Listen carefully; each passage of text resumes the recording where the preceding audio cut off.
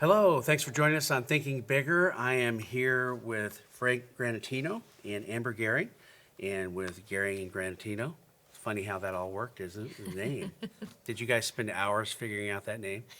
Well, we're actually kind of lucky Amber got married because we just kind of figured out last weekend her maiden name wouldn't have really worked with the flow. The G, you got the G Yeah, theme that's going right. there. That's That's awesome. right. So I, first of all, want to thank you guys for being foundational partners with us on Thinking Bigger. We're very excited about relaunching the brand, and our first magazine's come out, as everybody can see here. So thank you so much for being involved with us and saying yes. And we're excited. We are too. So I think we're all going to be multi-billion-dollar companies after this, right? Well, after seeing the first edition, it looks like it, right? Yeah, yeah. So anyway, thank you so much for being a part of it. We're going to be doing, just so everybody knows, we're going to be doing content throughout the year, not only in the video format that you're seeing here.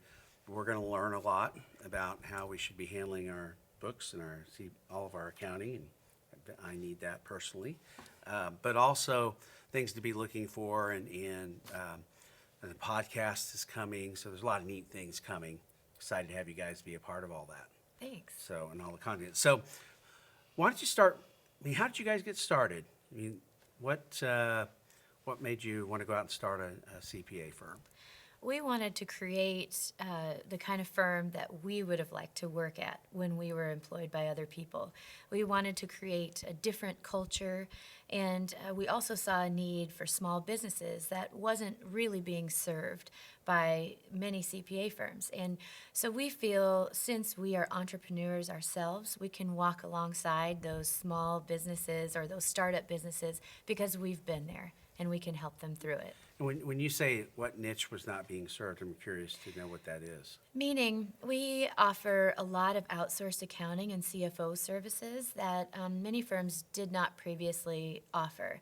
And we use artificial intelligence to do anything from bill pay to monthly financial statements. We always say we can do as much or as little as the client would like for us to do. So you found a niche. Is the fractional CFO thing something that you guys, is that part of your niche? I'm kind of guessing. It is. It is. We offer that for small to medium-sized businesses.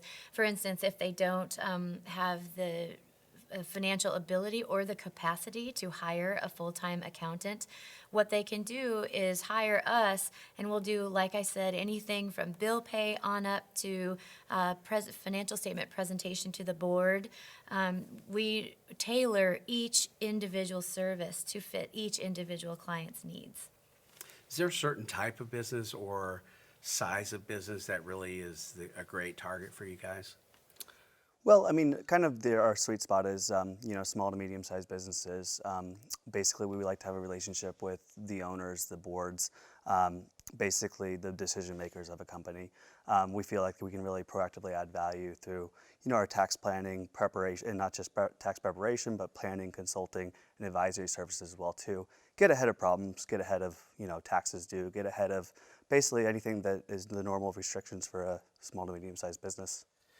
What are some of the things that small businesses, I see, one of the questions is what do you offer small businesses specifically? So we've talked about that, but what are some of the blind spots that you see small businesses maybe not, they're missing when it comes to accounting and CFOs and that type of thing? Well, as I mentioned before, we feel like we are a valuable asset to those small business owners because we are one ourselves. So we can look ahead and see maybe because we have scaled a certain way, what they should do when they're trying to scale their business. We also keep a lookout for new tax laws, changes, anything like that that might help their business be more effective, more efficient, and grow more quickly. We can do anything from help them, determine, accountability for their employees, to implementing culture, to, all of that on down to accounting. Yeah, there's a lot of blind spots out there for small businesses. You think about a company like ours, for example. Why I got in this is because of this. I love doing this stuff, the storytelling. Accounting is probably the least favorite thing that I do, but I, you know, so I'm not going to be focused on that like you guys would be. I guess that's a Right. benefit, right? And it's absolutely necessary. Some of the biggest mistakes we see small businesses make are that they don't want to spend the money up front to get it started correctly and put the foundational pieces in place. And then they spend a lot of time going back and fixing that. We help them get those pieces in place from the very beginning. So you want to be involved with somebody starting a business. You want to be involved in the beginning and saying, okay, let's build out all the processes, the foundations, and all that stuff right from the beginning. Absolutely. Right from the beginning, entity selection is one of the most important decisions a small business will make. And they need to know that from us as far as the tax perspective. And we work with, peer attorneys to help them from a legal perspective. Those things are very important for a startup. Do you think you'll talk about that in your content throughout the year? Because that's an area for me, for example, we're an LLC, and I don't know if that's what we should be. I mean, there's things like that. I make videos. Yeah, well, You know. that's a great suggestion. I think we'll make that our next article. Because that's a big, yeah, I mean, isn't that a big, do many people that you work with actually know what type of entity they should be? It's a huge issue to figure out the correct entity because taxation is obviously a huge factor, but also too there's a lot of outside factors that are determined by what type of entity you are. You mentioned you're an LLC. LLCs have the ability to elect into almost any type of tax status you want to. They also have a lot of different attributes associated with them. So getting the right entity selection is very important, and then also keeping abreast of what the entity selection you have is important as well too. Like the last tax law that passed. Some entities weren't as favorable as others anymore, and they put a lot of new rules associated with different entities. So it's something that you always want to keep in your mind. So how much of your time do you guys actually spend studying what's happening with tax law? That's got to be a challenge. Well, to keep up with our licensing, we do have to have 40 hours of continuing education each year, but we constantly are doing lunch and learns and staying abreast of the tax situations. Every day we get a tax update from our software company, and we pass that around the office. So everybody's daily looking at the changes coming down the pike. I'm sure glad you guys are doing that. That does not sound fun to me. That's Is our it- job. Is it fun for you guys to do that? I think it's fun to be able to provide value for your clients and see Yeah. your clients succeed, and so that's fun. Yeah, it's funny how we're all made differently, right? That's right. Okay, so let's talk a little bit about what challenges, and specifically for small businesses, what are some of the things that you guys see coming, in the next 12, 18, 24 months that we should be thinking about as small businesses from a tax or accounting standpoint? Anything you can think of? Well, a few things. Tax rates are historically low right now, so it's a great time to take advantage of a Roth 401k or a Roth IRA. As far as an outlook for a business, it honestly depends on the industry a lot. Obviously, artificial intelligence is going to be a large factor in many businesses. So it's important for each business to look ahead at what might impact their business from the outside. Do you help businesses get in a situation where they can actually take data and make decisions from the data? And I can't imagine with our business that that's something that I would be able to do very easily. We do, with our outsourced CFO services, we do work with the client to develop KPIs, key performance indicators, and those are different for each client. So I'm not familiar with the ins and outs of your business, but as an outsourced CFO, we do go into that detail with you to determine what you want to see in order to help you run your business better. Yeah, you probably get to learn a lot of different types of businesses and learning the inner workings of businesses a lot in your industry. That's the best part about what we do. Yeah, it's fun. We get to do that a little bit too. So let's talk about moving forward.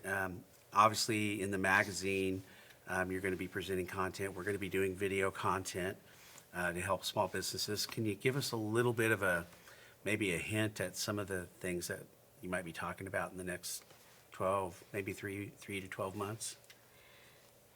Well, I mean, you had a great idea on the entity selection. That seems like something that would really help, a lot of our clients, as a lot of the readers of the articles. I think what we're going to be kind of focusing on is, tips and pointers, and for businesses, like for example, in the next article, we're talking about advancing AR collection. That's obviously a big sticking point for a lot of people, is getting paid. And so that's an important thing, is how do we make it so instead of getting paid in 30 days, we get paid in 15 or 10, So that's kind of the content we're going to be kind of looking for, is, how to speed up your business cycle, as well as, make sure you're in the most favorable tax entity. Boy, do you think cash flow is so critical in a small business?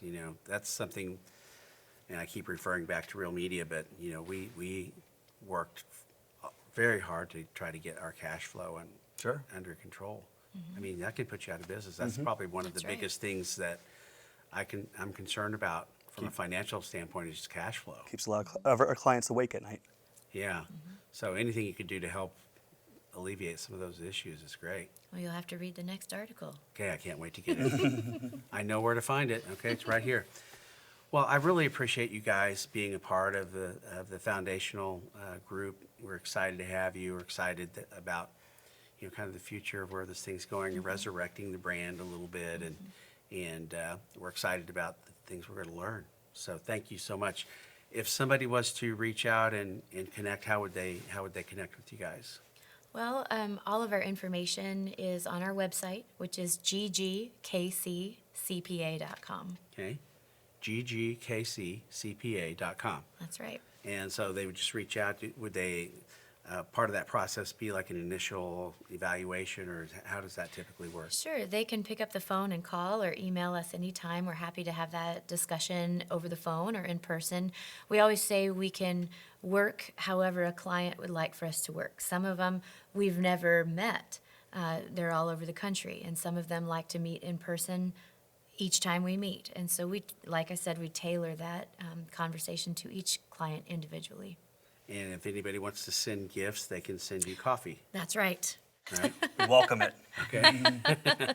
All right. Well, thank you so much, guys, and Thank we you look for forward having to us. Thank you having for you having back us. many times over the next 12 months here. Thank you. Look All right. forward to it. Thanks for joining us.